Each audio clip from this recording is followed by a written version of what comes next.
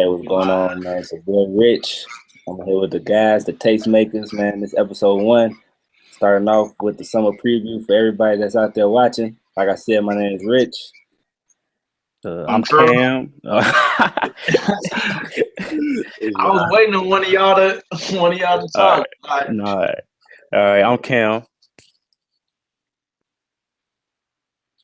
Tay, you alive, bro? Tay, my bad, bro. I'm Tay4. Your boy Drew. So basically, we started this podcast to talk about everything that people our age want to hear about. So without further ado, we're just gonna hop right into it. First, there's been a lot of music coming out all year. It's been a really great year for music. But recently, I was underwhelmed by one album that was highly anticipated, none other than Bryson Tiller's sophomore album. I don't know what y'all think, guys. Fresh out the gate saying he underwhelmed with it. I liked it, I mean, I'm probably, the wrong dude to talk about, with Tiller music, but I mean, I really flocked with his debut project, Heavy. It was probably my favorite project, along with To Pimp a Butterfly from 2 years ago. But I mean, I get why people don't like it, because it definitely is different than the debut project. So did he improve on his debut in your eyes, Drew? It ain't better. It definitely ain't better. But this is what I gotta say about the album. When I listened to it the first time, I was like, yo, like what am I listening to? Like it sounded like one long song. Like I wasn't really focusing on the album at the same time. Get into that too. I wasn't like really listening to the album all the way through. Like first time I listened to something, I'm like listening to try to see like what it sound like, just try to catch maybe a couple lines, then I'm gonna go back through. But like the first time through, it didn't really grab me. And so I was like, man, this is like, because I remember when I first heard Trap Soul, like everything, song after song after song was like grabbing my attention, bro. Like it was like amazing. So I was like, this like really like not really sticking with me at all. And then I went back and listened to it again. And I was like, all right, I was kind of hard on it the first time, bro, calling it trash. I was calling Trap Soul a fluke and everything, bro. I was like, man, all right, I was kind of hard on him. And then I went and listened to it again for a third time last night. And like the songs I really like he got some really good songs on here, bro. Like it's some songs on here that's like fire. Like You Got It, that's hard. Self-Made is hard. I really think like the first 5 tracks was like, bro, that interlude at the end, that Nevermind interlude. Yeah, like he got some stuff on here. I was a big fan Before You Judge, bro. I was a big fan of Something Tells Me when it came out. I'm gonna tell you what happens. In the beginning of the album, it's like real slow to me. Yeah. And then it pick up. And then it get real hard. And then there's a whole bunch of filler in the middle. And then it ends really good. Instead of like 19 tracks, you should have cut it off and did like 15. Yeah, like 15 or 14, it really would have worked. I don't know what it is with these dudes all trying to do 20-track albums. Like I don't need boosting the stream sales, bro. Like I don't need you to do 20 tracks. They juking the system, bro. This to help they sales. My one gripe with this album though, this is an album you can't be doing nothing else when you listen to. That's facts. Yeah. I first put this on, I was playing 2K, I looked up and I was like on track 9 without even realizing it. Like just like you want your albums to sound cohesive, but this just like you were saying, Cam, it just sounded like one like run-on song for a lot of it. The transitions was too good, bro. It was like, damn. Bro, and I was just going to get into that. I'm like, bro, these transitions are crazy. Like from track to track, you don't even know if the track ended or exactly. If you like finna get into a new track or not. Like I actually like that because I think it really flow well together. Yeah, I think like I messed up like trying to judge this. Like it's like human nature at first. Like you're gonna judge this off their last project. And I went into it like I was like, man, Trap Soul, bro. Honestly, like since I've been in college, we just all graduated basically. Like I can't think of like too many R&B projects that then came out since I've been in that 4-year period that's been better than Trap Soul, bro. Like you got like maybe a couple Frank Ocean albums, and then PND 2 I think was fire. But then like Trap Soul right up there with all of them, bro. So it's like you can't Trap really. Soul, Trap Soul is definitely fire, but like, you don't think it's fair to judge somebody off of their first album? Like, you gotta, it is your last hit. You know what I'm saying? I think we can judge them off of that, but I don't think like we can compare him because like he in a totally different part of his life right now. It's kind of like when people were talking about the difference between like Good Kid, Mad City, and like To Pimp a Butterfly. Like he in a different part of his life. Like I'm not gonna judge you when you broke coming up to when you like a multi-million-dollar artist and all that. Like you at a different point in your life. So yeah, so or even like on more extreme point, like when people be trying to say Hov don't sound the same. Of course, you're not gonna sound the same as when he was in 1996 just come up with Dame. Like he can still spit, selling crack, but he's in a place in his life. Like when we talk about, I appreciate. Yeah, like you got to do it when you think. All right, so I appreciate like artists changing their topics, like switching up the subject matter. But there's a difference between good music and bad music. Like that last Cole album, it was not good. Yeah, it wasn't good.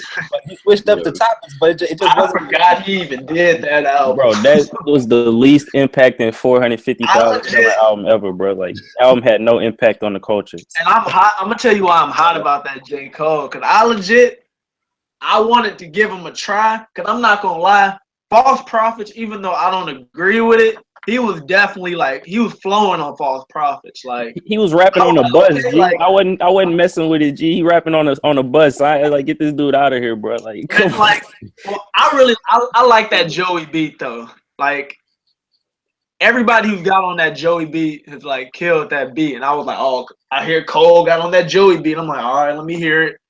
And he talking about Ye, Drake, and all the little like Wale. He was talking about Wale too. He was talking about Wale and all the little new rappers and all that. And I'm like, all right, like it didn't give me like a Kendrick Control feel, but like I like when rappers are like going at other rappers. Like let me talk about you rather than talk about me. Like I like when you talk about where hip hop at and all that. Bro. I wanted the album to be good. And then the day it dropped, I was like, all right, the most memorable part of the album is that he used the Tiller beat. I was going to say, the exchange, the producer part beat. Of that whole album. And then we found out, he added originally and all that, but. I mean, I've been listening to the Cole recently. Like, it definitely got better as the months went on. But, like, I don't know what Cole's on. But regardless, like you can switch it up. Like one example that I like as far as switching it up for your sophomore album was like how Kanye went from College Dropout to Late Registration, or like how Drake went from Thank Me Later to Take Care. Yeah, and they improved. Arguably, they improved on their project. And Tiller just ain't bringing for me. Like I was kind of upset, but it's hard. I mean, like in all fairness. I will defend him to the point where I will go.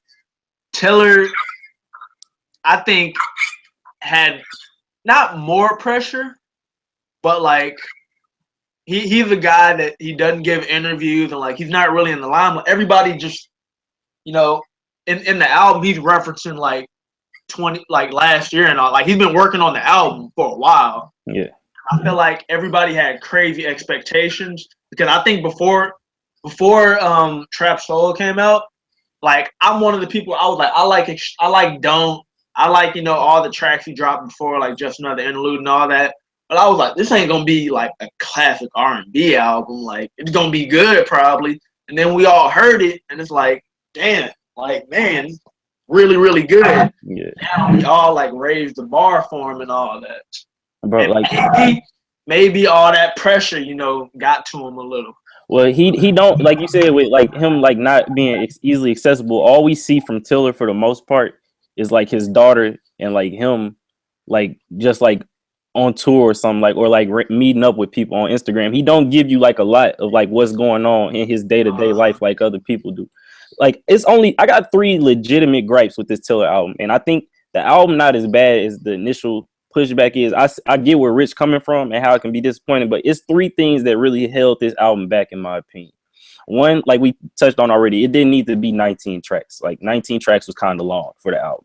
Then number two, I think if it is gonna be 19 tracks, I know I appreciate him trying to carry an album fully on his own. I appreciate it, but just to have a different voice in there from time to time, just to like switch, just to give you a different vibe. Sometimes you just need a different voice sometimes to change it up, and that's one of the big gripes I have with J. Cole personally, is that sometimes you just need to add another voice into the album, especially if it's gonna be this long. You just like in 19 tracks, maybe 3 or 4 features would have been like every him.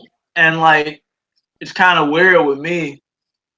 With him, like I know like First Take and like all the features he's done like outside his album, but he doesn't really do features outside of his own. He doesn't really work with other people like that.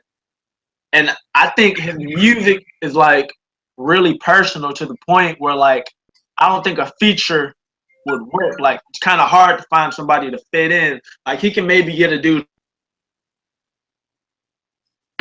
But I don't think he could have anybody talking about like what he's talking about, because like be on the same page. Like, at the end of the album, he was talking about how like he don't want his girl to like be known by other rappers and all that. Like he don't want them to know her name, and like all he want to do is like be able to walk in Target and just shop and be normal again. And he hates being famous and all that.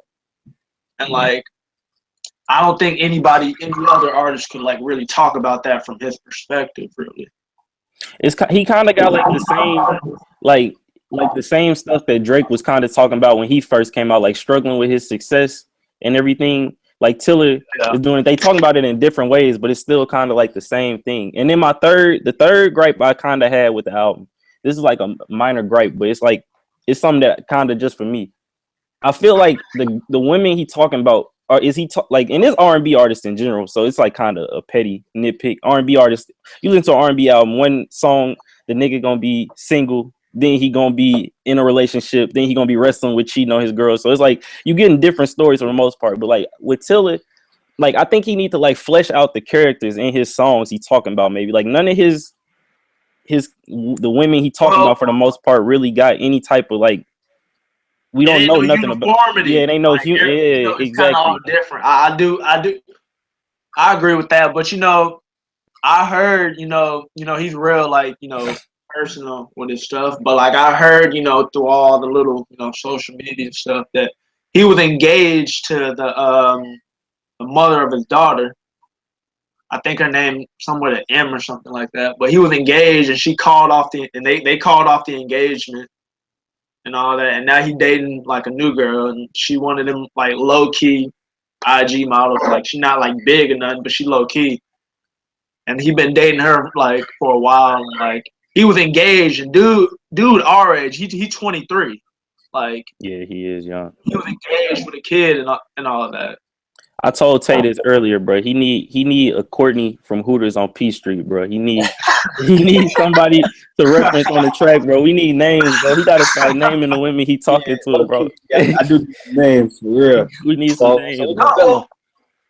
I never ever will get why these famous rappers and athletes, they be sharing the same 25 women, really. That's facts. That is facts. That's facts. Like, man, we might have to table that one for another you break up with one and she with another famous dude after. Like, don't you want to date? Like, I get you want to date people that are in your tax bracket and all that, but like these IG models, bruh, like they don't have to date every athlete. Like, bro, I don't even think it's a tax bracket thing. It's like if you come up and you an artist and like I'm trying to think of somebody like Travis 2 years ago. If Karrueche gonna approach him, even though she been with Drake and Chris Brown, you gonna turn that down? No, I'm definitely gonna follow Karrueche. I feel you with that. But like, hey, shout out Karrueche though. I just saw her on TNT in 1080 HD for the first time, bro. She was, she was looking amazing. That claws show, claws, bro. Yeah, shout out Karrueche, bro. Top five, for real. To me, like, I I think Karrueche fine, but like if I'm on the come up, I don't want to talk to her because like I feel like the relationship will like overtake what I'm doing musically. Honestly, like I would rather take like Drake and Kendrick. I mean, not Drake and Kendrick, J. Cole and Kendrick. I really like how they keep their woman real low key, and I don't talk about my personal life when I'm doing interviews and all that, and I'm gonna just move real quietly, and nobody even knew that man J. Cole got it. got married and all that until he chose to talk about it. Like That's facts. that's how Hove move. Like, But it's a flip side to that as well. Like if like certain dudes thrive with dating celebrities as well. Like Kanye, like Meek, like Kanye, Meek, yeah, like they thrive off their celebrity, bro. Tyga been relevant for the last 4 years because of Kylie. That's facts. Nice. Like, I get it. Like, if you need that help, definitely being in like a power relationship, that'll help you out. That's facts, G. But yeah, the Tiller album, I think it's grown on me. I listened to it 4 times since it came out just to try to get a solid feel for it. I'd probably give it like it's like a strong like 7.5 probably out of 10 right now, bro. I just think that I'm gonna wait a week before I give it a rating. I think like right now I'm gonna just go. I like it. I like it. I like a lot of tracks from it. I thought I was with Rich at first. I was like, man, this is disappointing as hell. But it definitely has grown on me since I listened to it a couple more times. The production A1. I'm wondering why he ain't leave Honey and Get Mine on though. They definitely both could have been on this album. Yeah, Honey and Get Mine would have been 2 of the stronger tracks. Now, I like Honey and I like Get Mine, but I don't get why the Young Thug track wasn't on it. That definitely would have improved the album, but like I thought that I was tripping, and then I was talking to some female friends of mine, and they didn't like it either. Yeah, I know some female friends that don't like it either, bro. It's kind of surprising as well.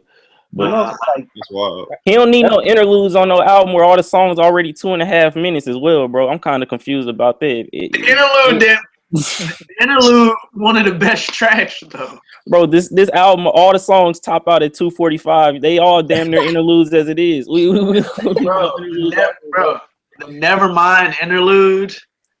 Bro. Shout out to Mario. Man, I just shout out to Mario, bro. You don't get it now, you'll get it later. That Nevermind interlude was crazy, bro. Yeah, I mean for me, it'll probably be top 10. Come the end of the year, we halfway through the year For now. Your favorite, it's gonna be your favorite top 10. Right now. Top 10 what? Yeah, top 10. Boy. For the year? Hell no, it's about 6 that came out better than it already. We still ain't got the Young Thug joint yet. How many people we waiting on? Thug, Uzi. We waiting on Uzi at some point this year, bro. All right, I'm gonna tell you. P&D gonna make a better album in the same type of subject matter. We don't know if we gonna get P&D. I'm gonna tell you my albums that have been great for the year so far in no order. We can all do this. Yeah, this is great. Damn, there's no order. Damn, Playboy Cardi, More Life. Did Culture drop this year? Yeah, Culture was in this year. Culture. That's probably my top 5. That's 4 or 5. That's 4. You said Damn, Playboy Cardi, More Life, and Culture. What will round up my top 5? I don't know. Maybe no, Hendrix. I was gonna say you could get in something big, bro. Yeah. Hey, all right. So Rich, you can go ahead and go next then, bro. What's your 5 so far this year? We at the midway point anyway, so this is a good time to talk about this. Yeah. It's been a good year. Like shit, I'll put definitely Future and Hendrix on there because I still listen to those like every day. I do too. More Life probably got to go in there as well. Now I like Big Sean album. I can't lie. I do like Big Sean album. I like Big Sean, but it was okay to me. And I like Damn. That's the one for me. Like the Playboy Cardi, it's growing on me. Like I've been That around my Cardi little. fire, bro. That Cardi. I can't get That away Cardi from might be it. my favorite. That Cardi Cardi got the crazy. kids going crazy right now. But yeah, Yeah, it's been a good year, like you said. Tay, what's your 5 so far, bro? All right, I'll probably say, "Damn," "More Life," Cardi's album, Future, and then it ain't even out yet, but I'm gonna just put it at 5 just because I fuck with the nigga so much. Vince Staples' next album. Vince Staples is probably gonna drop a fire album, bro. That's solid. But all right, my 5 so far this year: More Life, Damn, Hendrix for sure. What else I done really been vibing with so far this year? Damn, More Life, Hendrix. When Future dropped, you was like, man. Future was crazy. Oh, even though this just dropped Friday, bro, it's been in rotation. That dropped top WAP, bro. That dropped, man. That dropped top WAP. Bro, went crazy. This Offset verse on that track, bro. Gala, bro. Hey, this the best Gucci project he's dropped since he's been out of jail for sure. Definitely. And then I'm gonna probably have to go ahead. Hey, I'm gonna join the team where everybody that Playboy Cardi. That's probably my 5th as well. Bro. That young Cardi. Bro. He didn't say a damn thing on that album, and it's still 2 years ago when Fetty dropped. I told people, I was like, Playboy Cardi is crazy. Bro. But I never thought he would have a top 5 album at the halfway point in any year. Bro, this Playboy Cardi album is ridiculous, G. Bro, when all the way through. I thought it was over for that nigga last year. When what happened? When he went on that hiatus last year, when all them other young niggas like putting out music, and he was just. I thought he was done for as well, bro. I thought he was gonna let his spot get blown up. But man, listen, here's what I'm saying though. The year far from over. Like you got 2 coming out. Man, don't let Jay and Nas come out with this, cause you know they got some stuff in the cut. They ain't coming with no. I'm cool on that. Don't let Wayne die and we get Carter 5, bro. I'm cool. I don't look. I'm gonna be straight up. I don't need to hear no more Jay. I don't need to hear no more Nas. I don't need to hear no more Wayne. I don't need to hear no more M. Well, it's like watching Jordan in a Wizards jersey. I don't need to watch it. Hey, that's that 3-on-3 basketball league right there, bro. For real, big 3. that big 3 basketball league. Big 3 league. Bro. We got Sean Kemp in here. This man doing layups. 300 pounds. Sean Kemp on the Cavs. I could definitely do some more. Probably not no more Jay. Like Magna Carta. I could do some Nas. I could do some Wayne too. Like Wayne still got it a little bit. You gotta listen to what he's saying. Quiet as kept. He had a solid year last year, bro. 2016. No, Wayne with features is always very, very consistent. My issue with Wayne is like the whole, the last 3 years when we've been waiting on Carter 5 to drop. He's been dropping tapes here and there, and other than Free Weezy album, they all have been like complete awful projects. Like No Ceilings 2, bottom 5. I can't think of one I like other than Free Weezy album. Bro. Y'all went rocking with that Sorry for the Wait too? Hell. Oh man. And Wayne is my guy. Like I done went to war for Wayne for the last 20 plus years. Like I've been like, man, Wayne my guy. Like people talking about, man, Wayne washed. I'm like, Wayne can be washed. He done gave y'all 8 years of great material. Mostly free. Yeah, like I mean, Wayne washed, bro. He been washed since about 2000, since he got out of prison, in my opinion. But I don't hold it against him. He's still one of the best ever. So it comes a time for everybody to fall off. I think Jay the best ever, and Jay ain't really been Jay post retirement, honestly. Besides American Gangster, has he fallen off? Jay ain't made an album that I really liked since American Gangster, and that was in 07. I agree. Watch the Throne, but that's a collab album. I'm talking about solo albums. It was cool. Watch the Throne was cool, but bro, Jay. Okay, but why aren't you liking his albums though? It's like completely different. Because like you said, he's in a different space. He can't rap about selling crack no more. I understand that, bro. But that's and he can't flex like he used to, like because he married and everything. But I like Jay. Weird. Jay. But to me, that shouldn't deter your rapping ability. Yeah, that's facts. His rapping ability ain't the same. Like I don't think Jay can't rap anymore. I think Jay just doesn't like he picks and chooses when he wants to like put effort forward. When he get on the track with Jeezy or Ross, he go crazy. But yeah, or Pusha, if he on track, if he get on track with another ex drug dealer, he going crazy. Or okay, but he ain't going crazy on nothing else. I'm scared. I'm scared we gonna get 4+ Beyonce tracks on this next Jay album, bro. That's what I'm most worried about, bro. Like why does Jay need to do another album? Like Jay got his hands everywhere else. Like he don't need the money. Like we don't need to hear an album from like a 45-year-old man. Like, and it ain't nothing against Jay because Jay is my favorite. But like, I don't want to hear no more music from you. Like you gave us 13 albums. Nah, I still need those guest verses, those Drug Dealers Anonymous. Yeah, the guest verses fire, bro. And I'm cool with him, you know, doing Drug Dealers Anonymous. I got the keys, you know, seeing it all, like all that. That's been great. But like, I don't need a full-length project because all I'm gonna do is be disappointed. Because I know y'all remember. Well, I think it was the 2013 finals, and there was that commercial for Magna Carta Holy Grail that with came on. And Rick Rubin. That was the first ever commercial for Magna Carta Holy Grail. He in the booth. We got Rick Rubin, Timbaland, Just Blaze. Like we got all these like the greatest producers of all time. Pharrell, Nas on the album. Like we got all these dudes all in one room. And he's like, man, you know, I've been working on it. It's dropping 2 weeks. And like everybody was like, oh man, like we heard the track. Like, and then when it dropped, I remember everybody was like, Magna Carta Holy Grail, classic. Jay even had it in his top 5. And I was like, he was just pushing, he was trying to push sales though, I think, bro. No, bro.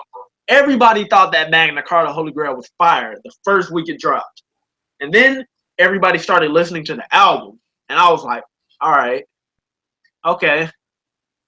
What is Jay talking about? The production masked a lot of shortcomings with his rapping on that album. The first couple. Like, Jay ain't care about that album. Tom Ford probably bought. He had already went platinum before it even dropped. Like Jay ain't care. That's facts. Yeah. I mean, now that you mentioned it, Drew, like I could see the finals coming up this week. Like somebody making an announcement during these finals. It's either gonna be a movie or an album. Somebody gonna come out of nowhere with something.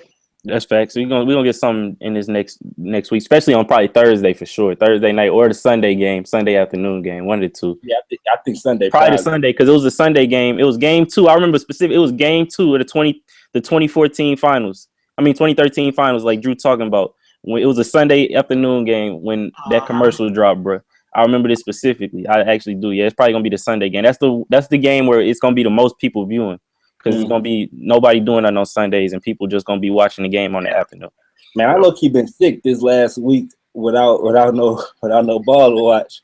Bro, yeah, this no basketball, man. You know, I actually kind of like that they got the week off though. I want everybody to be, you know, it's a good transition. It's a good transition into we can talk about the finals coming up, and I want everybody to be completely healthy. I don't want nobody to be hurt. I wanted everything to be done in 4-1, 4-0. I wanted everybody to be healthy. We can come in.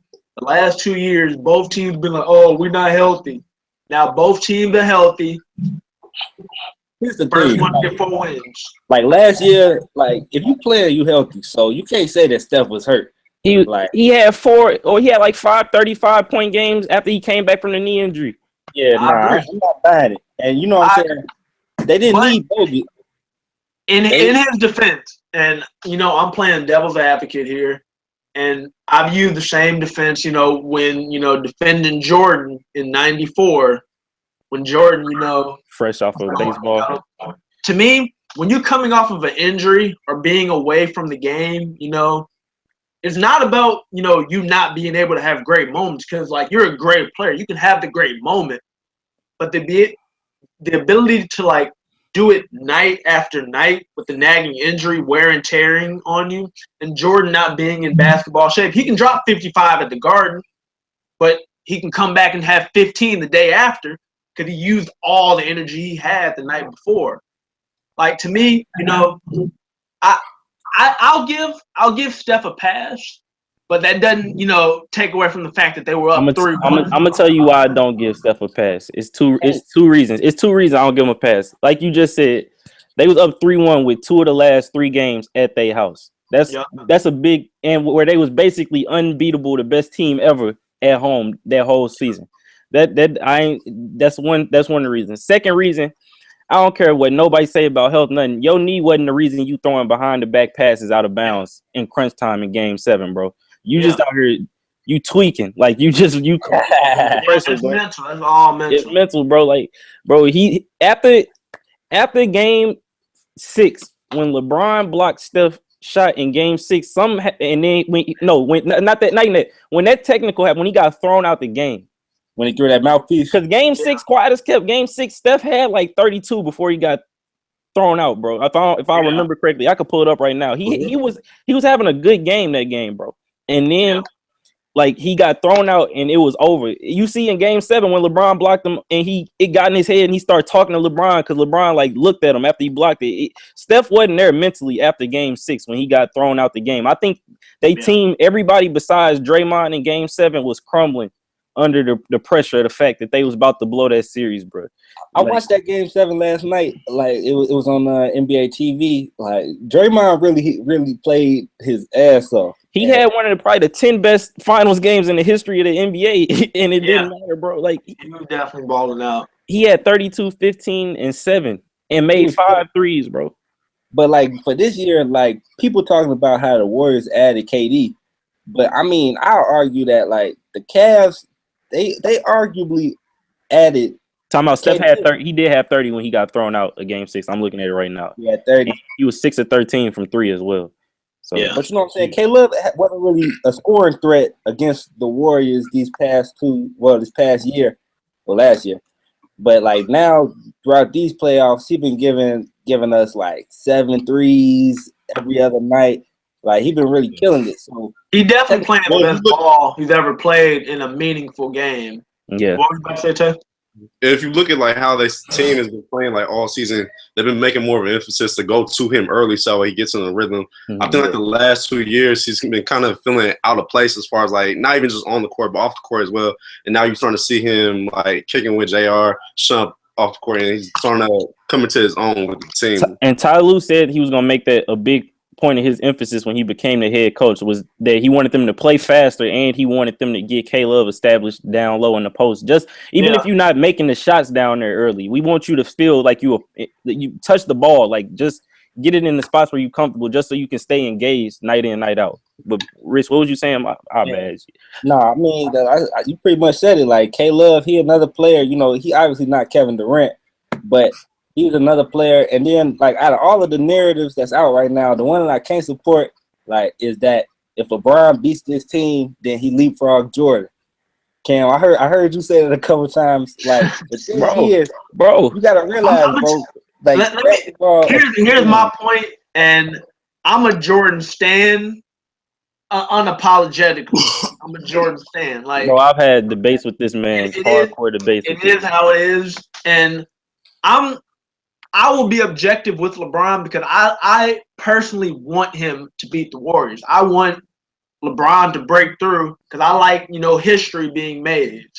I want LeBron to beat the most talented team ever. So I want him to be as good as Jordan or better. I want to be able to tell people I live to watch him play. Bro, the thing is, if they win this series, being said, he does not leapfrog Jordan. If he win this series, I can't say that nobody that has ever played basketball is better than him. That's what I'm saying. I'll say that if he beats this team, I can't say that it's anybody who's ever played that's definitively better than LeBron James. Bro, I had a conversation with Drew about this the other day. Like, what was that game 3 in our series? It's like right when I want to put this nigga up on that fucking pedestal, he'll pull like some shit where he has like a 12-point game, and even though he probably did get hold on like 1 or 2 of those foul calls early on, like he still had 34. We're talking about game 3. You talking about in game 4 when you talking about the foul early on. Game 3 he ain't had foul trouble. He just played bad. Game 4 was the game where he had the 4 fouls at halftime, but he still had 34 points. Oh, well then shit, that just make my point even more. Bro, I agree. He played horribly in Game 3. Game 3 is probably the worst he's played legitimately since the Maverick series. It's been like legitimately 7 years since he's played that bad in a regular season or playoff game. That was the worst he's ever been. Well, worst he's been in that time. I'm fine with the player having an off night. That happens. Like Jordan, like we like to, skimp over Jordan, having his moments where he didn't play bad. It's fine, but like I just don't like how, quote unquote LeBron stands like to push it under the rug. They're like, oh, he's had 35, 10, and 10 for all these games. And I'm like, that's great. But he had a bad game today. Like, you have to acknowledge he had a bad game. He played. That's what I got to say about that. Like, as far as, we living in two different eras, whereas when Jordan was around, there wasn't no Twitter. People not analyzing every moment of every game, how they are today's NBA. But then on another note, like, basketball is a team game, so you can't say that LeBron beating the Warriors by himself when he has, coming off the bench, like the second team is better than some NBA teams today. Like Darren Williams, Iman Shumpert. Bro, the Brooklyn Nets, that's about it, bro. Like, what are we talking about? They better than Brooklyn. Bro, Shumpert trash, bro. Maybe if it was like 2010. If it's 2010 and you got D. Will, Kyle Korver. Today, they can I get what you're saying, though. I get your point. I get the point Rich making. They have enough to win. They definitely I agree. They definitely have enough. So, and then who coming off the bench for Golden State? They got Ian Clark and Iguodala, Wellston legend Pat McCaw. JaVale McGee been killing. I'll give him that. JaVale McGee has been hooping, but JaVale gonna play more. They got the best backup PG in the league with Livingston. Darren Williams is better than him, bro. What are you talking about? At what? Nah. At basketball, at the sport of basketball, Darren Williams is better than. I don't watch Darren Williams make some of the worst plays he's made in his whole career, this playoff run. Bro, he just lit the Celtics bench up the other night, bro. Like Livingston, nice, bro. We gotta first of all, Livingston is we gotta stop. We gotta chill out. Livingston not the best backup point guard. Patty Mills is better than Sean Livingston, bro. Patty Mills is better than Sean Livingston. We watched Sean Livingston dominate Patty Mills last series. But Sean Livingston just too big. But Patty Mills literally had to play out. He's not a starter. Exactly. Patty Mills had to play a larger role than he has to at any point. Sean Livingston, the year before he came to Golden State, he was a starting point guard for Brooklyn. Yeah. They were a good team. They made the playoffs. Like Sean Livingston can come in. He can contribute for any team. Livingston he averages 6 points per game, bro. Like. But it's not all about the points per game. But I'm saying, bro, Patty Mills is basically a double-digit scorer, and I think he averages more assists. But that don't make him better. Shoots better. As far as Patty and Tony go, they really share the time. Like Tony don't be playing 30 minutes a game anymore. Like Patty and Tony, they co-point guards to me. But Pop wasn't even playing the best point guard on his roster this year, so we leave that conversation alone. Well, I don't know. I don't think Murray was ready yet. Well, if you play him from day one early, bro, you see that he was contributing in the playoffs. If you play him early throughout the year, he we don't know how good he could have been. Listen, this was probably. I think Pop.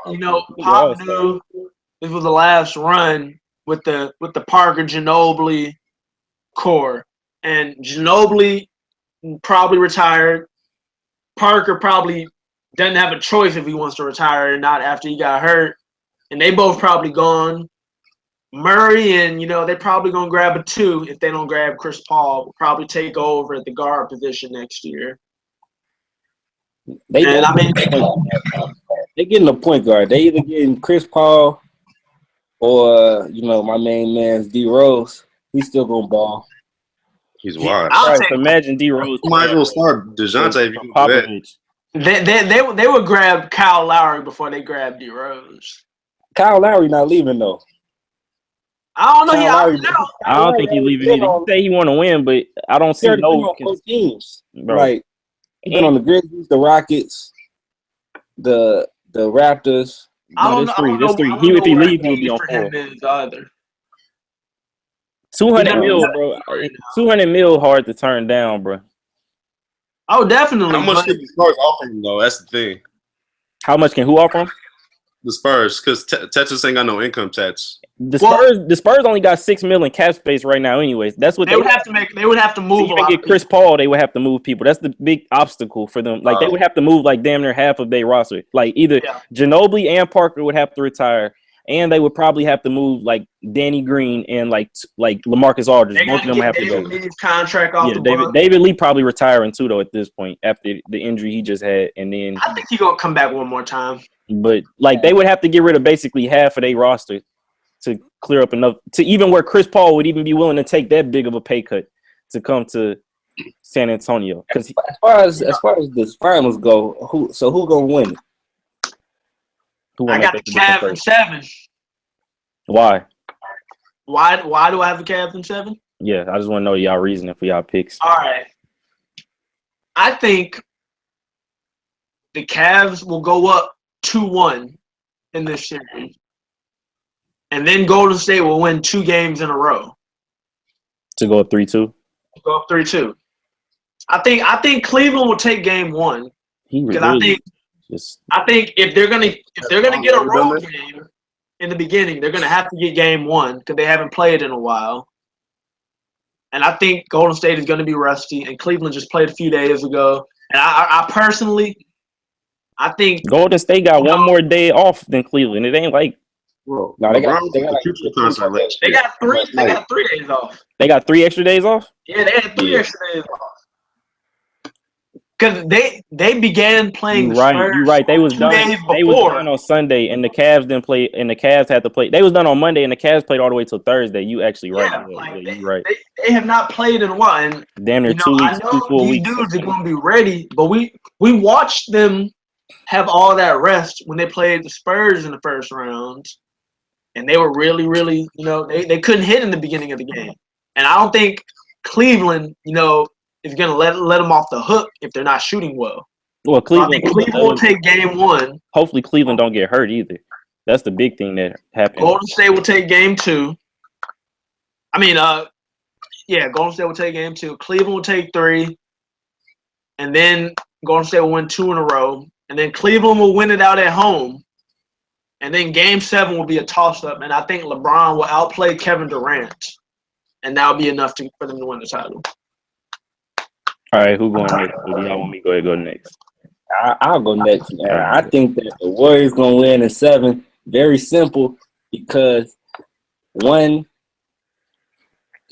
I think Steve Kerr going to be in the building for the last few games. Definitely. Is he willing to die for this? Is he willing to die for this, bro? That's a serious question he's gonna have to ask himself. But I think my bad to cut you off, but if Kerr retires, and Kerr's only 3 coaching years, he's gone to the finals. He's a Hall of Fame coach. And where do we rank him? Because he's had the best winning percentage ever. Bro, stop. He's gonna have it ever. Bro, we have to have this conversation if he retires. If they win again, even if they don't win, the fact that they in 3 straight finals and have won on average basically like 68 games the past 3 seasons. Yeah, I think him. Okay, time out. Pat Riley, and I think it was one other coach have that type of resume. Kerr gonna be like probably like 5 on the all-time coaches. I would think after Phil, Pat, Pop. You said Larry Brown? I can't say Larry Brown a better NBA coach than Brown over Steve Kerr. I don't know. I'm just gonna I'll put Larry Brown as an overall coach. Yeah, but if we just talking about NBA success, I got a hard. If Kerr win this year, I don't know. If he don't win, if we talking about NBA, then the 5 are already put together. It's Phil, Red Auerbach, Pop, bro. What? Pat Riley. Like if we're talking, I'm just like if we're. That's literally all the championships right there, bro. Bro, Red Auerbach. If y'all count anything that happened before color television, bro, we gotta stop this conversation. Look, I'm just telling you, if we're going off of strictly NBA resumes and not overall coaching, then their entire, body of work. Like, I know it's different, but nobody else has ever won college and NBA. Like, I think that counts for something. No, it definitely. If we just talking about overall like coaching, then yes, Larry Brown for sure top 5, bro. But the thing I'm saying is because I think he went to 2 Final Fours as well in college. Yeah, and then he's taken two NBA teams to the finals. But the thing is, I think Larry Brown is a better coach in general, like than Steve Kerr. But the thing I was saying is comparing both of their NBA resumes. If Kerr wins it this year, it would, even though it's only a 3-year sample size, it would be, and he has to retire. Like, it's out of his control. Like, and he has to retire. I think it's hard at that point to say Larry Brown was better. Now, granted, Larry Brown didn't have the luxury to coach a team that's this loaded, but Kerr did implement a lot of this team couldn't score 100 points a game under Mark Jackson, and they had 2 of the 3 best shooters ever.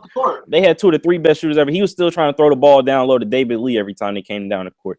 Kerr, I mean, like, as far as NBA coaches go, really, like, no coach is anything without the players. That's facts. Like, if we're being frank, it's not a big variance between these coaches, like the winners and the losers.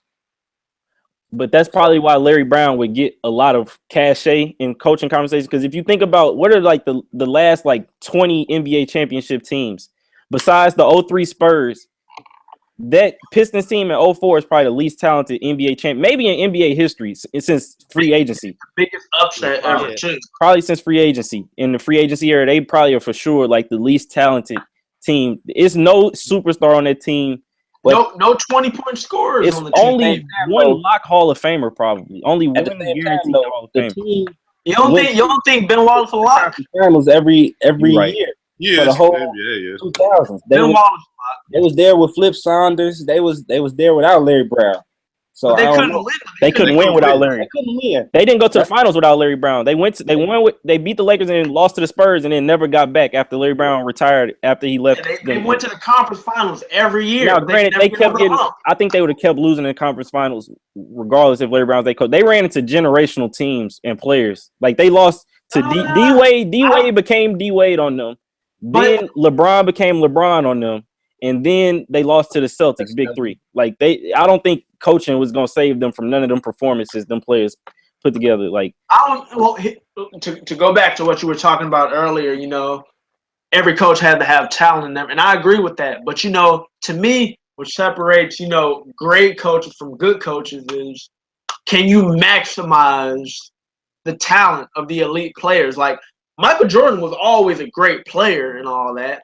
Yeah. But when Phil put him in the best situation to get, let me score easier, let me defend. Like, it takes a great coach to make a great player better. Like Spoelstra made LeBron a much more efficient player. That's facts. That's facts. He got let me get you more touches on the low block. Let me get you, our spacing, everything that goes into making your job as easy as it can be. I think that goes a lot into coaching. Like, Popovich probably could have won with the Bulls in the 90s, but maybe it wouldn't have been like Jordan. Maybe they only win 5. Maybe they only win 4. My response to that is, like, you got people taking Mike to the next level. You got Steve Kerr taking the Warriors to the next level. But then you got people like Pat Riley, where the Lakers won before him, and then he took over. And then they started winning. And then you got him winning with the Heat. But then Eric Spoelstra take over, and Eric Spoelstra go crazy too. And he fired Stan Van Gundy to get the Heat job to win the championship. These are valid. This is all valid right here, bro. I think he overrated. I think Pat Riley might be overrated as far as. Here's my thing about that too. Coaching, obviously X's and O's and personnel, is big. But I don't think Van Gundy could have won with that Heat team. They lost in the conference finals the year before. He was like in his second year. I'm gonna tell you a lot of the gripe that a lot of people have with Stan Van Gundy is he's not really a player's coach, and a lot of players don't really connect with him. And Neither is Pat. Yeah, Pat. That's the big complaint about. That's why Shaq hate him. No, well, Shaq didn't like. They be I read having a book. practices Shaq, and he be Shaq didn't grinding like them. them. They had them 5-hour practices, and they practice every day and all that. NBA players don't want to do that, bro. He used to play with Phil, and Phil, didn't practice every day. We do yoga on other days, and like Smoking, Phil, get high, bro. yeah, Phil operated differently than like a prototypical '80s coach and all that. '80s. Gundy, though, he kind of predicted this pace and space game with that '09 Magic team where they was. I'm gonna give D'Antoni or Don Nelson that credit though. All right, D'Antoni was before him. You're right, but Van Gundy took him to the finals though. Yeah, that's true. And he had Dwight, playing the best basketball. Like Dwight was supposed to be an all-time big man after Van Gundy. I think he is actually. His back had other problems. He's a top 10 big of all time. Dwight probably is top 10 centers ever. He definitely top 3 or 4 defensive centers of all time. Yeah, I mean, like, yeah, he definitely played out of his mind. I was just reading an article today on Bleacher Report. They were talking about the greatest postseason run since like 05 or whatever. Yeah, 40 in that closeout game versus the Cavs, 40 and 20. Yeah, in 09, Dwight, he was hitting his free throws. He was throwing it out to Turkoglu and Rashard Lewis and Ray for all. Like, Dwight was playing really good ball, and I don't think he got worse because, he got better the next 2 years. He got better, but I think what ailed him is the back injuries and everything. And then he was trying to play through it as well too. He kept trying to play through the injuries. That year when he came to that 1 year in Los Angeles, he had back and shoulder surgeries and played through both the injuries the whole year. And I think he was never the same player after that. He still was 17 and 12 or 13 he should have been defensive player of the year that year. Honestly, they gave it to Marc Gasol, but he was better defensively than Marc Gasol that year, bro. I don't know. He was better. You can't win defensive player of the year on a bad defensive team. But that's not his fault. Yeah, but like Khalil Mack just won it in the NFL on a horrible defensive team. That shouldn't happen either. It's too bad. Like you're on a bad defensive team. I don't care how good you are individually. If we look over, over time, you have to be on a good defensive team. They point guard was Steve. It's kind of like with MVP. You can't be the MVP and you win 45 games. Well, Westbrook is about to do that. Yeah, he about to get that. Bro, you're right. You line up with the conventional way of thinking. I agree. I think Harden should get it. Westbrook should not get MVP. His team was not good enough. I agree, but Harden's team was too good. Bro, a lot of them people that was on that Harden that they had brought in this year, we thought was done before they got to Houston. Bro, I think if the team was so good, why did ESPN project them to be the 7th seed this year? Yeah, they was projected to be the 8th seed. ESPN projected the Rockets to be the 8th seed before the season. Yeah. And they won 8th seed last year. I don't understand why ESPN had OKC projected so high with the roster they had. Just alone on paper. Like just from because people thought Oladipo was better than what he was going to be better than what he was. It's different playing in Orlando when you're not on TV. Exactly, and none of your games mean nothing. Exactly, that pressure got to that boy this year. It's a different level. It's a different animal. He got so far away from the finals. He didn't have a horrible year. We did. Hey, back to the finals. Hey, back to the finals. Rich, why you think the Warriors was going to win? We did get way off track. Man, like if I said Steve Kerr gonna be there in the building, and also I think that J.R. Smith gonna lose the Cavs one game, like how he lost that game against the Celtics when he tweaked on Bradley, left Bradley open for the 3. Like LeBron lost them that game, man. LeBron lost them that game, bro. LeBron lost them game 3. They were still there at the end. They were still there at the end, and off the Stevens is a great coach, so he played on JR's mental deficiency and had JR get turned around, and then Avery Bradley for 3 and bounce all around the rim. Otherwise, I was just finna say that. I was like, if we being honest, like that shot had no business going in. Regardless, that shot legit rimmed around. Like nothing but God right there. That shot shouldn't have went in. Like. You can't lose. You can't give up a game against the Warriors. And J.R. Smith, he's gonna be guarding Clay, and Clay right now he couldn't hit water in the middle of the ocean. Quiet as kept. JR defense been solid this postseason as well. It's been good the last 2 years. Honestly, It's facts. JR has been their I think best JR permanent gonna defender. be. So you got Warriors in 7, and because JR gonna cost the Cavs. Right. They could go up. You know, I think it's probably gonna be like Game 5. Or actually, no, I think that the Cavs gonna be up 3-2 through Game 5, and then he gonna lose them Game 6. And At then the crib, JR better pack his bags and not come back to Cleveland if that happened, bro. They gonna do it like that. It's bro. I'm telling you, they gonna take the first game. That's All all right. they gonna need. All right, But then Tay. they gonna give up one of the home game. All right, Tay. It's on you. All right, so I got Warriors in 7. All right, from an ignorant perspective, I'm gonna just say just because Stephen A. pitched the Cavs. But Warriors, time out. He picked them back in after the Christmas game. He hasn't released his pick for the finals formatively yet, so we don't know who he has for a series yet. We don't know. He hasn't made his. Well, whoever he picked, I'm putting my whole house on The other team. No, real talk. No, but real talk though. I think the Warriors gonna win in 7. Even though Bron is playing out of his mind right now, I just trust the Warriors bench play a little more. I like Pat McCall. I think can knock down shots. Same thing with Ian Clark. And even though Stars do win series wins this late in the season, I just see Shump or JR tweaking at least one of these games away. I don't think Shump gonna play. Shump is gonna play. Tyronn Lue got a situation with him. I don't trust none of their guards for real. Outside of Kyrie. I mean, trust Darren Williams. To me, I don't think bench really matters as much in the finals because, like, what are you resting for? Like, the Warriors had the best players bench are all gonna play 42 minutes tonight. The Warriors had the best bench in NBA last year, and they bench was horrible in the finals last year. Zealy, Livingston, all them guys, Iguodala, they was basically horrible the whole final series last year, and they had the best bench the whole season. Look, Kyrie gonna play 42 minutes tonight. LeBron gonna play 44 minutes tonight. Nah, here's another low key thing is that, you know, the Cavs, I think they're gonna try to keep Tristan Thompson on the floor to grab them boards because he can actually hit the free throws a little bit. Like, and he does a solid job guarding the pick and roll in the perimeter. He can hold his own out there on the. I mean, they don't have a backup 5. No. He has to be on the floor. He gonna play 38 minutes a night. I think he might play 40. They don't have a backup. They're not playing. Fry isn't gonna touch the court this series. Fry couldn't play against the Celtics because they moved the ball too well. So he definitely playing against the Warriors. So if Fry doesn't play, is Kevin Love gonna be the small ball 5?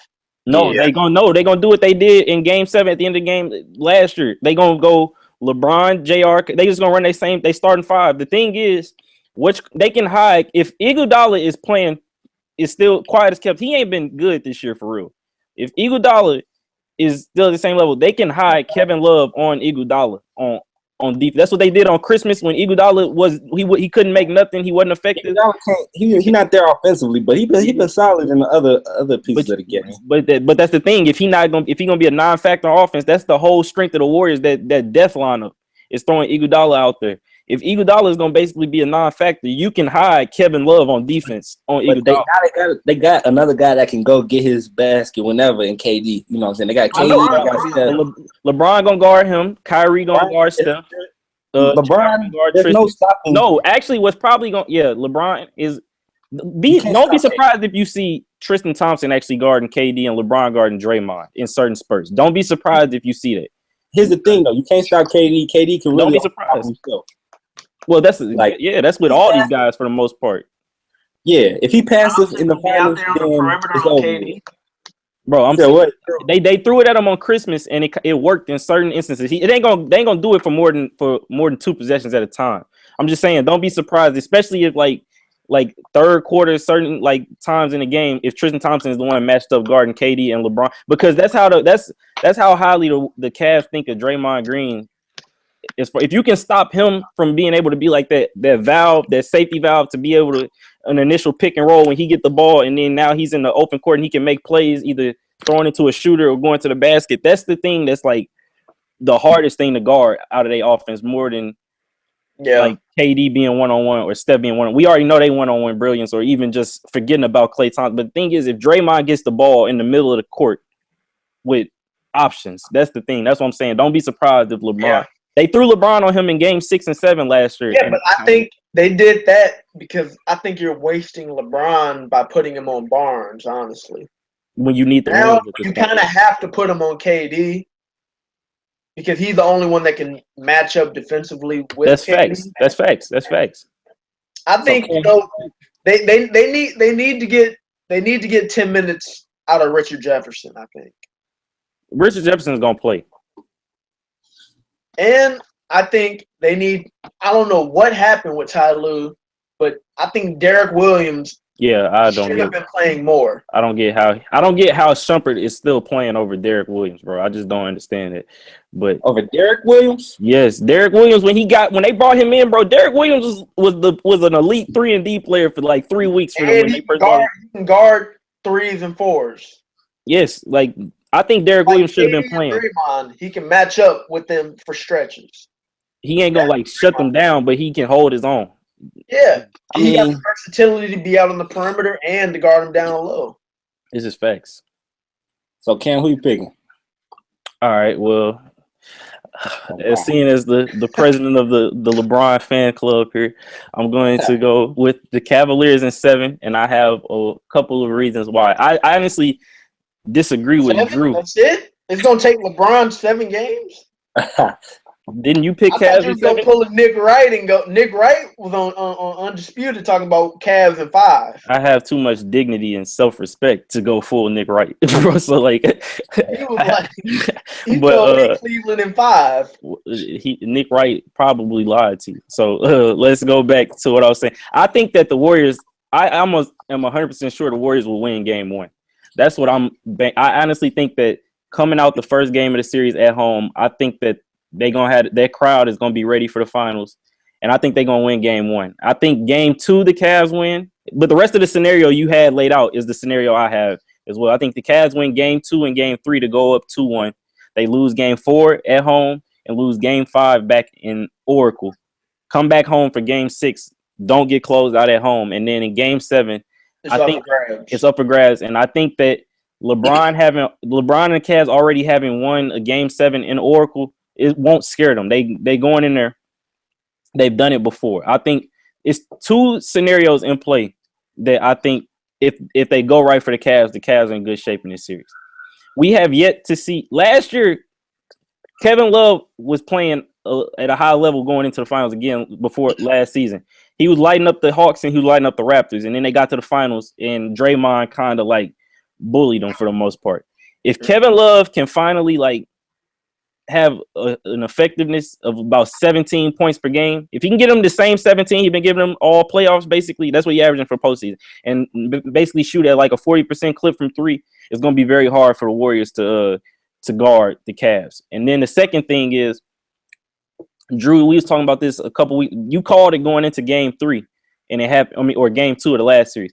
Kyrie finally then got his rhythm back. He was playing pretty bad the whole postseason up until shooting the ball. He wasn't shooting well. I'm not gonna say he was playing bad because he was facilitating, finding other ways to affect the game.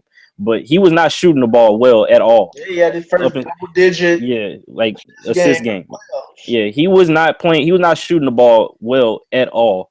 And Game 2 versus Boston, he for the series versus Boston, he averaged 26 points on 60 from the field, 50 from 3, 92 from the free throw line. Like he found himself in that series. Now I don't think he's gonna shoot 60, 50, 90 versus the Warriors. Yeah. If he does, then Nick Wright might be right. This might be Cavs in 5 for sure. But like, I think Kyrie has found himself. I got 2 bold predictions for this series.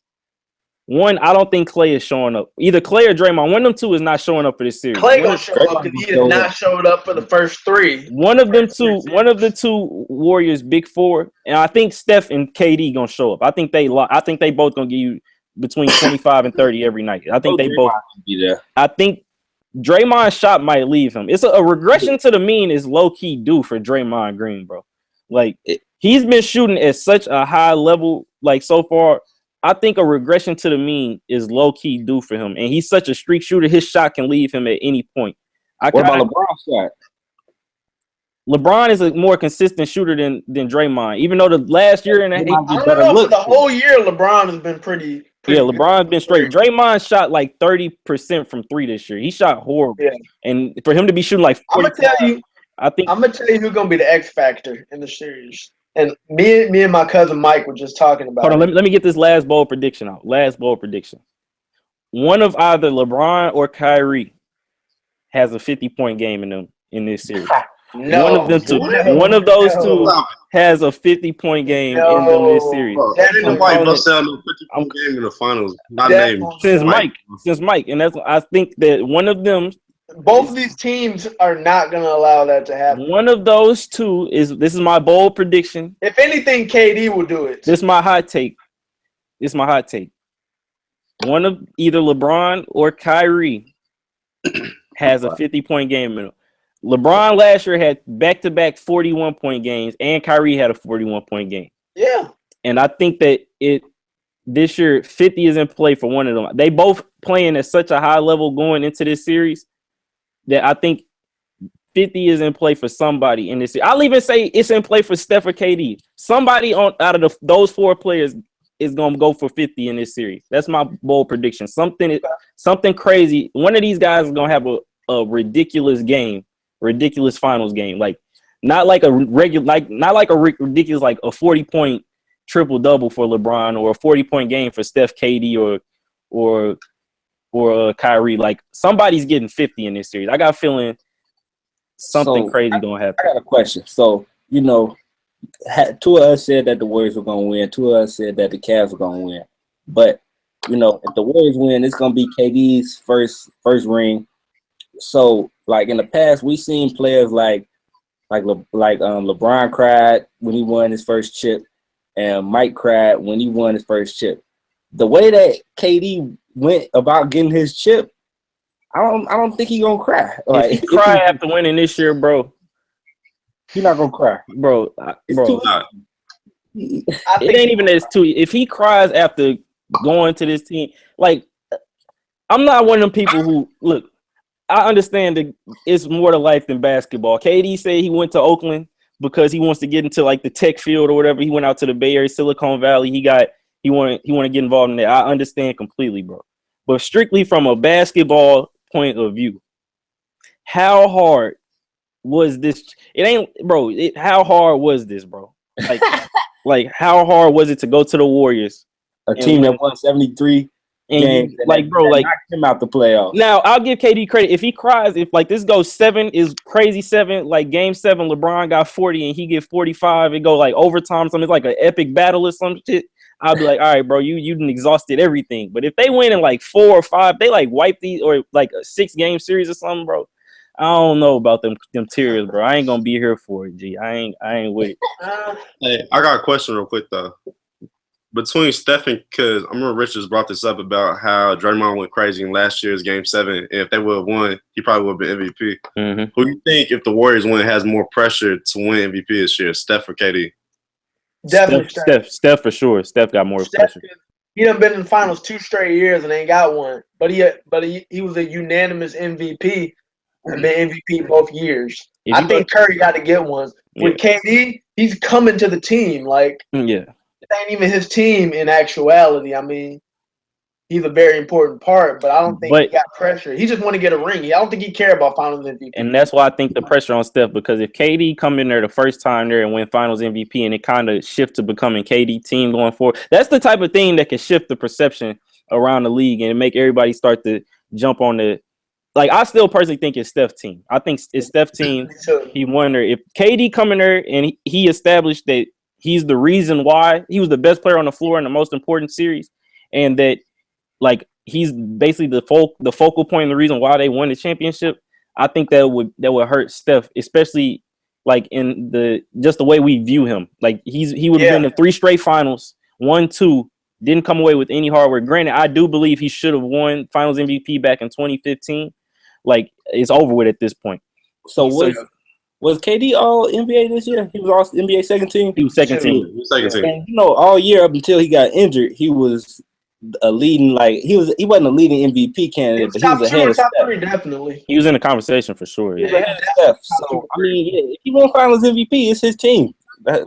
If he come in there and Finals MVP, it's his team. It's his team, and that's why I think it's Steph's team now. But if he wins, it's definitely his team. And Steph has been the second best player in the whole playoffs behind LeBron. Steph been playing at a much higher level this playoffs consistently than he did last year. It was like peaks and valleys. Best run ever. Yeah, this is like the best he's played in a single postseason. He averaging like 30 points, and he's shooting well from everywhere. Like Steph, this is the best he's looked. So if he gets to the finals again this year, I'm one of them people who kind of like defend his. Not even kind of. I defend his 2015 performance because honestly, outside of Game 2, he was. In Game 2, he was at elite level. Game 2, he was 5 for 23, and it kind of ruined the perception. But Game 5, when I was there, when he danced on Dellavedova, bro. Man, let me tell you, that was my first NBA Finals game I've been to since 08. I mean 09. 09. That was the first time I've been to the finals since 09. And man, when he was hitting those threes on Delly at the end of Game 5, when he had like 4 straight threes at the end of the game, I was like, man. It's over now. Yeah. Like, Cleveland went up 2-1 that year, and I was like, man, if LeBron pulled it off without Kyrie and Love, but he just ran out of gas. All right, so hold on. I got a question then. Let's flip that. I got a question. If the Cavs win this year, what does that say about the 2015 finals? If the Cavs win the last 2, after they've added KD, what does it say about if K-Love and Kyrie was healthy? What does that say about is it going to be fair for people to put an asterisk by that ring? Definitely. 2015 was 6 games. Yeah, it went 6. It went 6. Yeah. It went 6 with Kyrie. No Kyrie, no Love. Yeah, I definitely think you can because Mozgov was playing at a very, very high level. People forget how good Mozgov he was dunking them the whole series, bro. If the combination of Mozgov, Love, Kyrie, LeBron, and that Thompson, JR to the wire until Kyrie got hurt, right? Game 1 went to overtime, and he got hurt, and then the Cavs lost. And they were already playing without K-Love. Yeah. And so they went to overtime Game 1 without Kyrie, then came back, with Kyrie before he got hurt and lost. Then Game 2 in Oracle, they win. Then win Game 3. Then they lost Game 4, 5, and 6. They lost the last 2. And all the last 2 games 4 and 5 was close. Yeah. Game 5, then Steph put it, he ended the game. He basically put it out of reach like within the last 3 minutes. But up until the last 3 minutes, the game was still in the balance.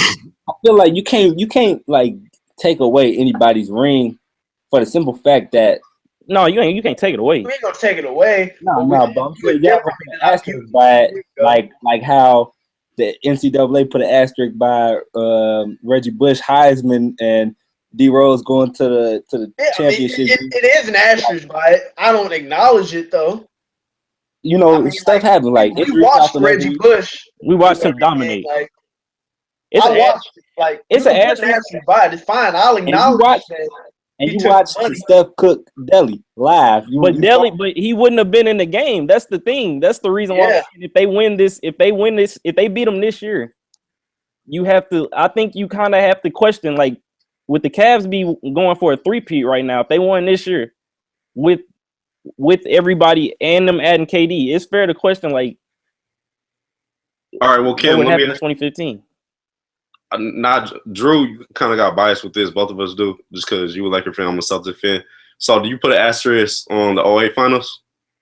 I put one on both the 08 and the 09 finals. Hold on. 08, you say 08 is the one that the Celtics won, right? Yeah. And that's because Bynum didn't play. Yeah. I don't think his game was developed enough, anyways. I don't know, because let me say this. One thing, before Powell got there, Bynum was playing at a very, very high level. He was like 17-10 before Powell. And then when Powell came, he kind of took a back door, like, all right, like, my minutes went down because they used Gasol and Odom a lot together. His minutes went down. So, like, his production went down a tiny bit. But Bynum was having a very, very good year up until that point. I think the thing is that series, besides what was the game where the Lakers Game 6? Besides Game 6, that was a close series for 5 games, and the Lakers. I think Bynum definitely would have been a difference maker. I think the main gripe of the series is Gasol and Odom weren't tough enough down low to defend KG and Perkins. Like I mean, KG had they power. got bodied up. He got bodied up that whole. I think Bynum would have been the difference. I don't think it's fair to put asterisks on finals because you could do this for every year going back, like in 04 when Karl Malone was hurt and then the Pistons end up beating the Lakers, or 2013 when the NBA paid Manu Ginobili to get drunk before the game. Come on, man. Come on, bro. The LeBron. Ginobili was horrible in that series, bro. He was horrible in this. The whole 2013 finals. I thought he was done too. He was horrible in 2013. Oh wait. Let me make that point I was making about who's going to be the X factor of these playoffs. JaVale McGee will be a big factor in the finals. And let me explain to you why. The way that they doubled off of Harrison Barnes last year, I think JaVale McGee will be in crunch time over Zaza. Yeah. And I think JaVale McGee is going to be the one they double off of. Yeah, I don't think Zaza is going to be playable for more than 10 minutes this series. They're going to have JaVale McGee in. And or they're going to go small. JaVale McGee is going to have to, finish around the rim. If JaVale McGee can finish around the rim, it's going to be an issue for Cleveland. So who is going to be the biggest surprise that got their ring? JaVale McGee or Darren Williams? Definitely. I thought Darren Williams would have one. Yeah, I think Darren Williams. I thought at this point, Darren Williams. I thought he was going to get a ring if he didn't get one in his prime. Basically, in the same role, he's potentially about to get one in right now. Yeah, I didn't think he went to the conference finals when he was a star player. I didn't think JaVale was going to ever be a competent piece on a elite. I thought JaVale was going to be out the league. Yeah, I thought it. Right now. I just didn't think he was going to ever be on a contender and have an impact on a contender the way he got an impact on the Warriors. He's been one of their 5 best players this postseason, bro. Yeah. But who would have said that Darren Williams was going to get a ring before Chris Paul? You know what I'm saying? I definitely thought he would get one before Chris Paul. I didn't see it happening. I don't know, but as far as the conference finals go, I think we might be putting too much emphasis on the conference finals, just seeing as Melo went to conference finals as the best player. It's an arbitrary ceiling that we put in. It's like, what are we talking about? Like, Lowry, Kyle Lowry and DeRozan went there and no show, bro. Yeah, the conference finals, if your matchups bounce the right way and you get the right. I'm not even asking people to make the finals. I'm just asking you to get out the second round. I'm not making the conference finals the ceiling. I'm just saying. You've been playing for. I'm saying people getting on Chris Paul. You should be able to get out the second round if you're such a great player. That's just people getting on Chris Paul. Blake don't get injured one of those years, bro. They could make it. This Chris Paul. This is all out of his control, but for the most part, bro. He out here playing with Kyle from South Park. As his wingman, bro. Come on, man. Blake Griffin, a combination of Kyle and Kenny. He dying every postseason. He be dead. He don't even be available to use, bro. They was up 3-1 on the Rockets. Finals. Oh no, you 100% correct. The Rockets series, I don't have nothing to say about that, bro. I think that Rocket series, that was payback for that Grizzlies series when Nick Young went crazy and snapped on that was a fluke, and the Rockets comeback was a fluke too, bro. Them was both some flukes. But Josh Smith, man. Josh Smith and Corey Brewer both made 6 threes in the fourth quarter. It was combined for 6 threes. James Harden wasn't even players, man. Look, you can't tell me that Doc Rivers not overrated if we're talking about overrated. He's extremely overrated. He's definitely overrated. He extremely overrated. If he wouldn't have, like Big Baby was talking about, if he wouldn't have lucked up and got the big 3, he would not be considered what he is. He a glorified Mark Jackson. I agree, but Big Baby the wrong person to be saying it. He kept giving Big Baby a chance. Exactly. So that's why I think Big Baby is foul for that, bro, because he kept giving Big Baby he gave him a job on the Clippers when nobody else was trying to give him a job, bro. I don't get why Big Baby doesn't like Glenn Davis. I mean, Glenn Davis doesn't like Doc Rivers. I don't get why Big Baby probably don't like Glenn Davis either, bro. You probably had it right. I don't get why nobody give my man's Nate Robinson a chance, man. Bro, he should still be in the league. If you 5'9" that had all them knee surgeries, But you gotta like There's when he was plenty on of bums in the league, bro. What you talking about? yeah. I don't know. Like Nate Robinson really getting off. He's a bucket. No matter what. Nate can definitely play for the Nets or the Kings. Man, he could play for who could use his scoring. And You can't put no good team can put him on the court long enough for his scoring to be an impact without him being a defensive liability. That's the thing. I mean, they got Isaiah on the court. He gives you 30 a night, basically. Yeah. Like, He give me 30. He's got 30 every 5. Nate, nice, bro. Trust me, bro. I'm small myself. I want the small guys to succeed. It's beautiful when there's multiple of them in the league, bro. It's a beautiful thing. But if Nate, that last AC, he tore his ACL before it came back, and then he just tore it again, and that's why he out the league now. Like that. Yeah. That Andy was like 31. He wasn't even like he was like 30. Like it was like a combination of his size, and the injury was just like you right, Rich. In his point before the injury, you could overlook him not being able to play defense not being able to guard for real because he was just that elite of a microwave scorer. Yeah, but all right. What movies y'all looking forward to coming up? Man, I've been to 2 movies this last week, and they both was a little underwhelming. I saw Pirates and I saw Alien. Why would you spend money to go see Pirates, bro? Like, what was Pirates was better than Alien, bro. That's the crazy thing. Oh my god, they both been getting trash reviews by everybody. Alien was mad disappointing, bro. Alien was it's only one thing that was a positive about Alien, bro, and it was Michael Fassbender.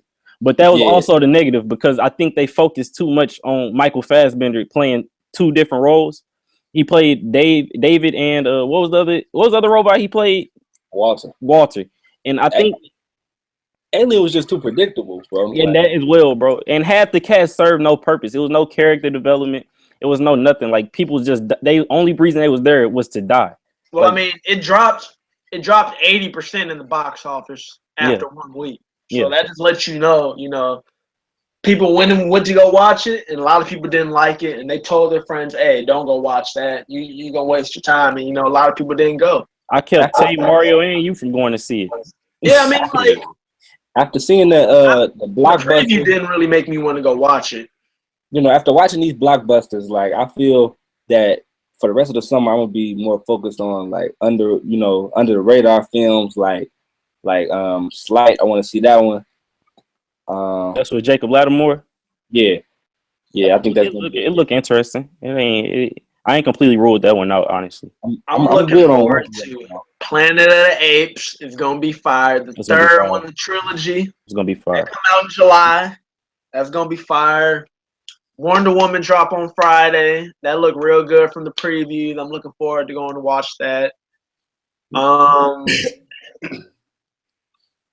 I don't even know what else is really coming out. I got like he said, the Planet of the Apes, this third one, the War of the Planet of the Apes, this is gonna be fire.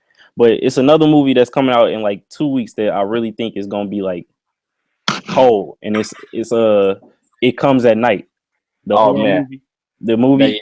I think that's my most anticipated film. Alien Covenant was up there it was my number one, and because I'm a fan of the series, and I don't know why I keep going back like a battered wife, bro. Like the Alien series legit been trashed for 21 years. It's been trashed my whole life, honestly. The first 2 films came out before I was even born, and they were classics. But Alien 3 through up to now, it's been consistently trashed to mid, bro. The Alien vs. Predator series, everything. But what Prometheus is good. That's the only one. The Tupac movie coming out next month too. Yeah, that Tupac. I want to go watch it. I'm walking in with really low expectations though, because I mean the trailer didn't really look good. They ain't promoted well in my opinion either.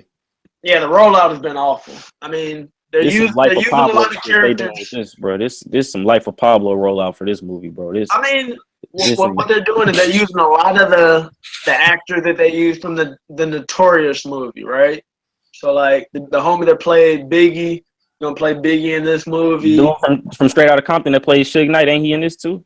I think he in it too. Like they kind of trying to make like a universe out of it, And I just don't know how good this movie's gonna be because the trailer has not looked very good. Honestly, It can go. I think it can be either very bad or it can be great. I think it's no middle ground. I honestly feel like it's anywhere near Straight Outta Compton. No, it won't be that good. sheesh. Then it's gonna be trash because I don't think it's gonna be no middle ground. I think. I mean, Notorious was good for what it was worth. Is it gonna be Notorious for Straight Outta Compton? Notorious was trash to me, bro. Notorious. It wasn't whole trash. It left a little bit to be desired, but Notorious was okay. It was alright. Like it was just alright. Like I won't watch it again, but like I enjoyed parts of the movie. You wanna know how I know Notorious trash, bro? Cause it come on more than twice a week on BET. That's how you know it's trash, bro. I mean, Baby Boy and Friday come on. I was gonna say only Baby Boy and Next Friday, the only two good movies they play more than twice a week, bro. If it come on more than twice a week on BET, it's a 30% on Rotten Tomatoes, bro. I promise you. It's not, bro. This All Eyes on Me movie is either gonna be brilliant or awful. It's gonna be. I mean, how you feel about Alien is how I feel about Christopher Nolan movies. Like all of them, they haven't disappointed thus far. Like Interstellar was a little. It was different. Interstellar was fire to me, bro. It was decent though. You know, like the visuals were great. So I'm gonna have to go see Dunkirk. Like I don't even like war movies. I'm definitely gonna go see Dunkirk. So I'm gonna just go check it out just because Christopher Nolan is a genius.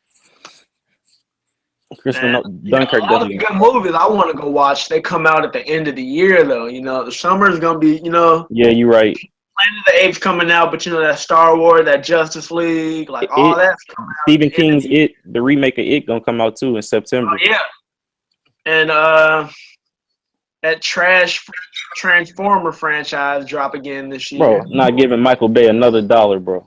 Hey, no, that's another thing though. Like I be having issues where like you got a movie series and then they switch the focus of the series. Like how you go from Shia LaBeouf to Mark Wahlberg. Yeah, and then like with Pirates of the Caribbean, how they went from Orlando Bloom and them to just Johnny Depp and them. Like it just I can't. I think Orlando Bloom and them actually walked away from the movie though. They told. It was an article. I mean, obviously, all the Pirates of the Caribbean movies, they all gonna do $1 billion. But I think Orlando Bloom didn't really enjoy playing that role. You know, like Tobey Maguire walked away from the Spider-Man movie, even though they all made like 800, 900 million. Good. He just didn't want to play that role anymore. We ain't want him as Spider-Man no more, no way. So fuck Tobey Maguire. I'm happy he was gone, bro. Bro, him, Kristen Dunst. They had Topher Grace playing Venom, bro. They was miscasting everybody in that series, bro. Like Spider-Man 2, that's an all-time great superhero movie, though. No, it was fire. Spider-Man 2 was really good. Spider-Man 1. Spider-Man 1 was tough too, but Spider-Man 2, Spider-Man was horrible. Spider-Man 2 was basically Romeo and Juliet in costumes, bro. That's all it was, bro. That's all it was. It was a romance movie disguised and miscast as a superhero film. 2 was good, man. That fight with Dr. Octa at the end of the movie, I like 2. I feel like, you know, the last few years have made, you know, I've been in the movies I think more in the last few years, the last 2 years than I have any other year, you know, in recent memory. You know, I'm just thinking off the top of my head, you know, when I went last year, you know, Batman versus Superman. I went and saw The Accountant. I went and saw both those. Like Birth of a Nation. Like it was a lot of good movies last year. I went to see Moonlight last year too. I went to see all three. Yeah. I went to see Moonlight, bro. I went to see what else I go see? I did go to the movies a lot last year, though. I go to the movies a lot all the time. We went to see Life. Me and Tay went to see Life this year. We went to see what's called when you was in New Orleans. The King Kong movie, yeah. Trash, bro. Horrible. We went to see Kong. That was a bad movie. That was horrible, bro. Sam Jackson out here just taking anything. I haven't been to the movie. I wish I would have went to the movie to see Logan though. Oh, we went to see Logan. They went to see Logan. Logan was very good. Logan was fire. Logan was really good. That's the first Marvel movie I liked in a while, bro. I didn't really like the ending that much, and wait, this shit, bro. I didn't like the ending that much, but yeah, Get Out was fire. Oh, Get Out was definitely that's another movie. Get Out was fire. Yeah, we all definitely went to see Get Out. Get Out was very good. That movie, I've been to movies a lot in the past like 3 years. I go consistent. I did go see BVS when the night it came out. Bro, like, yeah. I was hurt after that BVS. You gonna tell me Spider-Man 2 was good, but you gonna tell me BVS was bad? BVS a top three superhero movie ever. No way. Yes. No way. BVS is a very strong film. Yeah, top 3, bro. It's crazy. I can't name 3 superhero movies better. Name 3 that are better. The Dark Knight Rises, and Batman Begins. The Dark Knight Rises was not better than BVS. The Dark Knight was the only good one of the trilogy. Batman Begins. Chill out. Batman Begins was good, bro. Batman Begins was solid. Batman Begins was fire. Dark Knight Rises was not very good. I agree. Nobody will admit that their expectations were extremely high, and it didn't meet the expectations. Dark Knight Rises was not that good.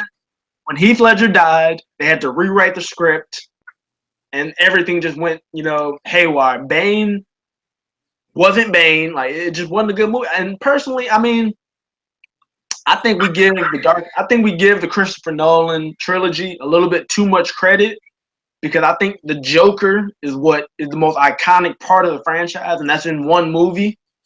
So I think that's just something that people. I think Batman Begins was like a solid 8. I think it was a good origin movie. I think the Dark Knight was like a flawless film for the most part. I think that's basically a 10. And then I agree, Dark Knight Rises was like a damn 5, bro. That was horrible. It was bad. I'll give it like a 5.5, maybe a 6. That Dark Knight Rises. It definitely wasn't that good. Man, I mean, what about one of those? I think it was X-Men. Every X-Men movie besides X-Men 2 is trash. No, X-Men Days of Future Past. I like that one. I liked. There was too many names in the title. That ain't better than BVS. BVS. I don't know what y'all like about that, man. BVS. Bro, it just moved low for me. It wasn't hidden. It wasn't good. It was too long. They like. Well, I mean, they introduced like 5 characters. The thing is, the movie is a prequel basically to all the other Justice League universe films. No, it is, bro. Tell me Lex Luthor was good. But like in a superhero movie, you only as good as your villain for real. And Lex Luthor was just not. It was just not it. But he played a small role in this film for real though, bro. Like, he really wasn't the main villain. Like, that's what. It really wasn't a villain. The movie is about the conflict between Batman versus Superman. Because like what Lex did in the movie is all he did was instigate the entire movie. He would tell Clark Kent, look at this bad guy. He's branding people.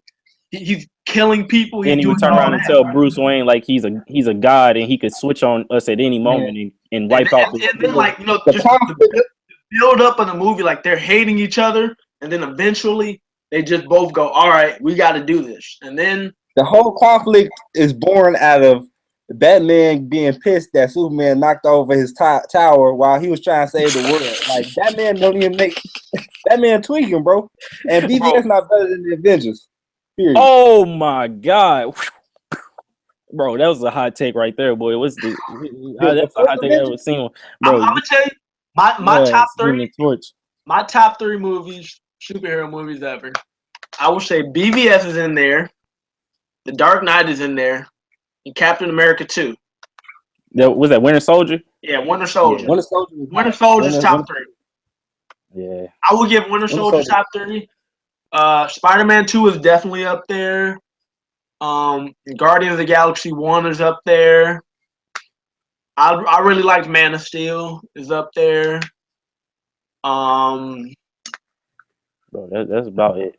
Yeah, those are probably the all-time, I think X-Men 2 is fire, bro. Oh, and Logan's up there too. Logan was fire too.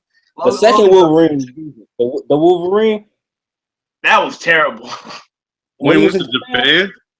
The Wolverine was terrible. Oh my god, I ain't really like the Wolverine movies either. I think they was too PG-13 for me, bro. That's one of the biggest things I liked about Logan, bro. Is that finally Wolverine is about as graphic of a comic book character as there is. He got and I think blades coming out his hand. Like, ain't no PG-13 way you can do that.